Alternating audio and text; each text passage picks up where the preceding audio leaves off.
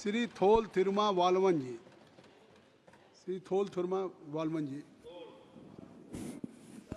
மாண்புமிகு அவைத் தலைவருக்கு வணக்கம். என்னை தேர்ந்தெடுத்த சிதம்பரம் தொகுதி வாக்காளர் பொதுமக்களுக்கும் விடுதலை சிறுத்தைகள் கட்சிக்கு 2 இடங்களில் சிதம்பரம் மற்றும் விழுப்புரம் ஆகிய 2 இடங்களில் வெற்றியை தந்து ஒரு மாநில கட்சியாக அங்கீகரித்திருக்கிற இந்த 2 தொகுதி வாக்காளர் பொதுமக்களுக்கும் திராவிட முன்னேற்றக் கழகத்தின் தலைமையிலான கூட்டணிக்கு 40க்கு 40 100க்கு 100 வெற்றியை தந்த தமிழ்நாட்டு வாக்காளர் பொதுமக்களுக்கும் அகில இந்திய அளவில் அரசமைப்பு சட்டத்தை பாதுகாப்பதற்கென எதிர்க்கட்சிகளுக்கு 234 இடங்களை அளித்து ஒரு மகத்தான தீர்ப்பை வழங்கிய இந்திய வாக்காளர் பொதுமக்கள் அனைவருக்கும் முதலில் என்னுடைய நெஞ்சார்ந்த நன்றியை உரித்தாக்குகிறேன்.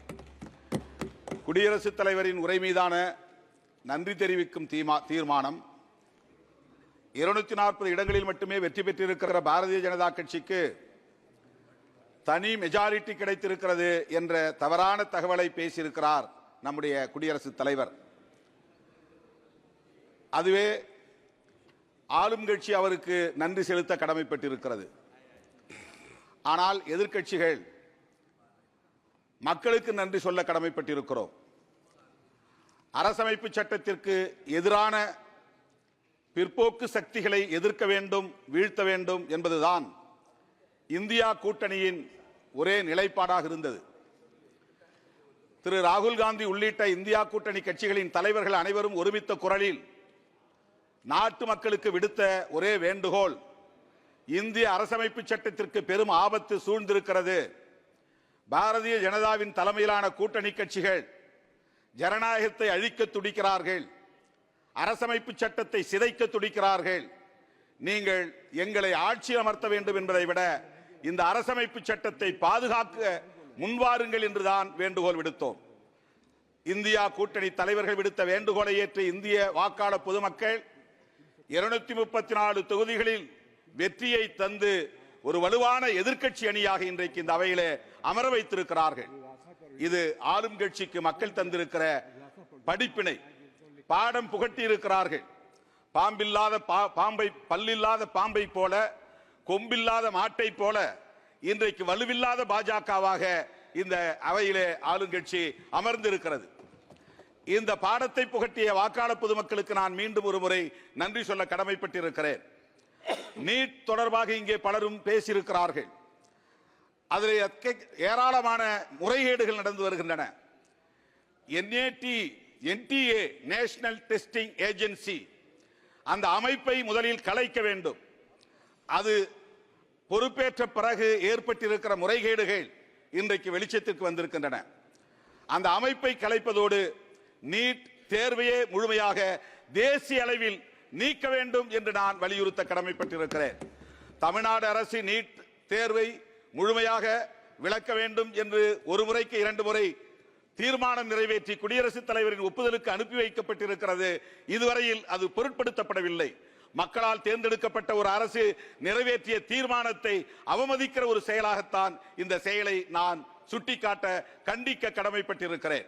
நீட் தேர்வை முழுமையாக இந்திய அளவில் நீக்க வேண்டும் என்று நான் வலியுறுத்துகிறேன்.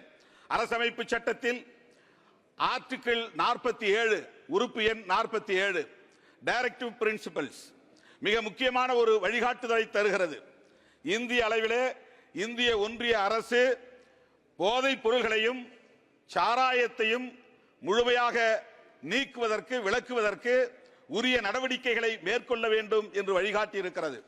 அதன் அடிப்படையில் 1954 ஒரு கமிட்டி உருவாக்கப்பட்டது, மதுவிலக்கு விசாரணை குழு. அது அளித்த அறிக்கை 1958 நடைமுறைப்படுத்த வேண்டும் என்று பரிந்துரைத்தது. ஆனால் இந்திய ஒன்றிய அரசு இதுவரையில் அதை நடைமுறைப்படுத்துவதற்கு எந்த முயற்சியையும் மேற்கொள்ளவில்லை. அதே 44 யூனிஃபார்ம் சிவில் கோடு வேண்டும் என்று சொல்லுகிற அந்த ஆர்டிகிள் எடுத்துக்கொள்ளப்பட்டு சிவில் கோடு உருவாக்குவதற்கான முயற்சியிலே இந்த அரசு ஈடுபடுகிறது. ஆனால் 47 பொருட்படுத்தவில்லை. நான் இந்திய அளவிலே இன்றைக்கு இளம் தலைமுறை பாழாகி வருவதை எண்ணி வேதனைப்படுகிறேன். இந்த அரசுக்கு அந்த வேதனை இருக்கிறதா என்பதை நான் கேள்வி எழுப்ப விரும்புகிறேன். இளம் தலைமுறையினர், ஹியூமன் ரிசோர்ஸ், மனித வளம் கடுமையாக பாதிக்கப்படுகிறது.